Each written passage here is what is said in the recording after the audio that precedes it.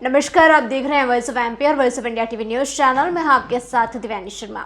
CM doctor Mohan Yadav आज मंदसौर जिले में दौरा है, जिसमें भारतीय जनता पार्टी जिला मंदसौर के नवीन कार्यालय का भूमि पूजन आज मुख्यमंत्री डॉक्टर मोहन यादव करेंगे।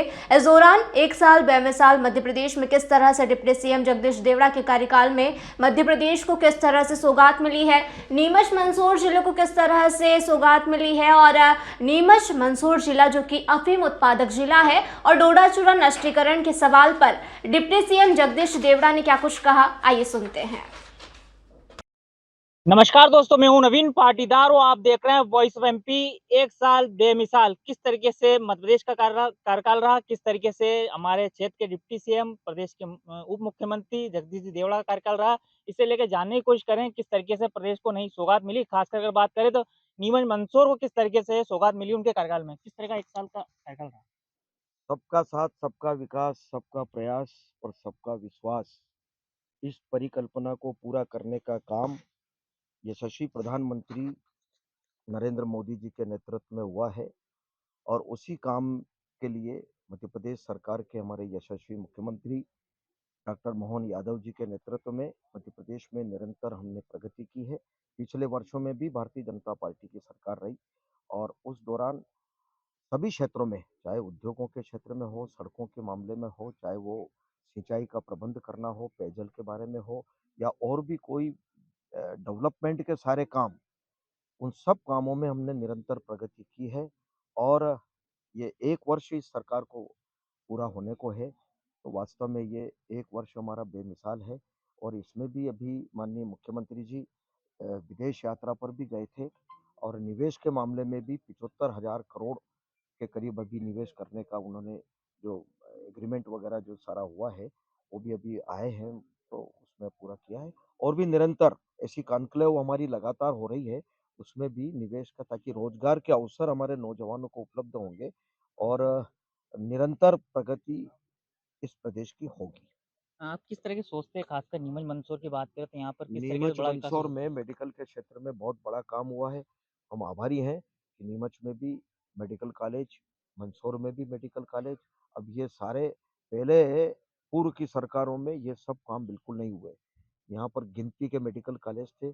आज की स्थिति में पूरे मध्य प्रदेश में बहुत बड़ी संख्या में हमारे यहाँ पर मेडिकल कॉलेज है, ताकि बच्चे पढ़ कर के डॉक्टर बन कर के निकलेंगे तो चिकित्सा के क्षेत्र में बहुत सारी व्यवस्था ठीक होगी, जो कमी थी वो ठीक होगी।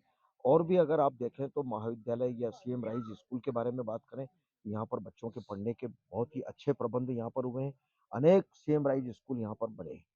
तो सिंचाई के आपको पता है कि गांधी सागर का पानी, वर्षों से गांधी सागर बांध बना है, लेकिन कभी कांग्रेस की सरकारों में विचार ही नहीं किया कि इस पानी को उठा करके खेतों में ले जाया जाए। लेकिन मुझे कहते हुए बड़ा गर्व है कि गांधी सागर का पानी पूरे मंदसौर जिले में सिंचाई के लिए उपलब्ध करवाने का काम भारतीय जनता पार्टी की सरकार ने किया है। यह वास्तव में अभूतपूर्व काम है, क्योंकि इससे किसानों की बहुत सारी बचत होगी।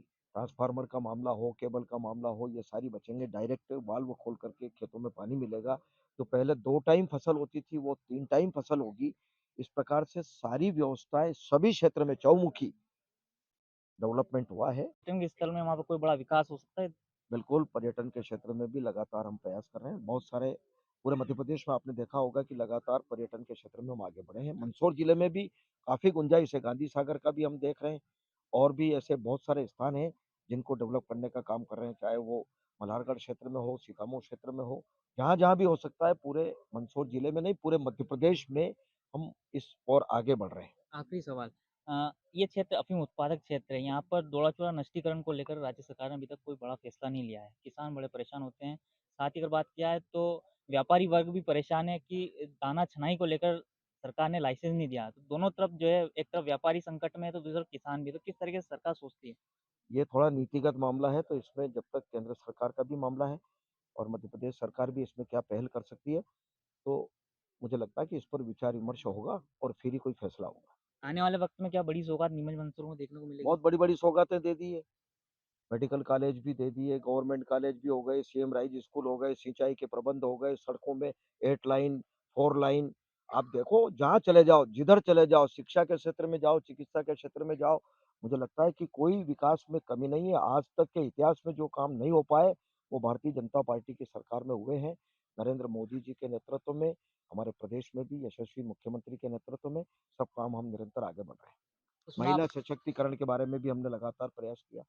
महिला सशक्तिकरण का भी इससे बड़ा क्या उदाहरण हो सकता है? लाडली बहना का ले लो, चाहे वो मुख्यमंत्री कन्यादान का ले लो, आरक्षण का मामला ले लो, लोकसभा में, विधानसभा में जो ये होगा, ये बहुत बड़ा काम किसी और सरकारों ने नहीं किया, नरेंद्र मोदी जी के नेतृत्व में हुआ। तो हम निरंतर प्रगति की ओर हैं, आगे बढ़ रहे हैं। तो सुना आपने ये थे डिप्टी सीएम जगदीश जी देवड़ा जिनसे हमने बात की 1 साल बेमिसाल को लेकर जो हमारे सवाल थे उनके बारीकी से उन्होंने जवाब दिया। साथ ही अगर बात करें जिस तरीके से एक बड़ा मुद्दा अफ़ीम का यहाँ पर है, किसानों के सामने दौड़ा-चौड़ा नष्टीकरण को लेकर, व्यापारियों के सामने जो है दौड़ा-चौड़ा जो पोस्तादाना छनाई को लेकर जो संकट रहता है उससे लेकर भी उन्होंने एक बड़ा सवाल जो हमारा था उससे लेकर उन्होंने जवाब दिया। ये था अब तक का अपडेट। फिर अपडेट के लिए बने रहिए हमारे साथ। जय हिंद, जय भारत। ये था अब तक अपडेट। लगातार ऐसी तमाम जानकारी अपडेट्स के लिए बने रहिए वॉइस ऑफ एमपी और वॉइस ऑफ इंडिया टीवी के साथ।